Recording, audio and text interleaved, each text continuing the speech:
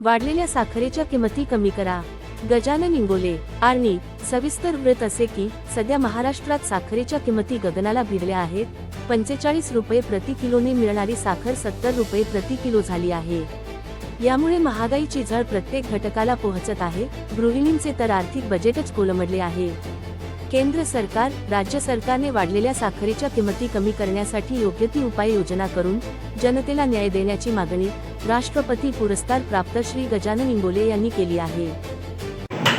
मला एक सांगा, आज एवढ्या मोठ्या प्रमाणात साखरेची तूट आहे, तर भारतामध्ये जेवढे साखर कारखाने आहे यांच्या गोडाऊनला साखर नाही का बा उपलब्ध?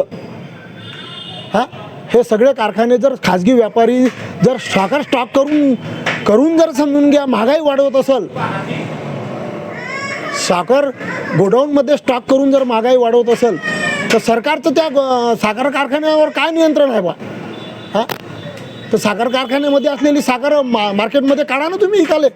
हां, म्हणजे त्यानं साखर असून बी महागाई वाढवासाठी स्टॉक केली का साखर? याच्यासाठी काय उपाययोजना करत आहे राज्य सरकार?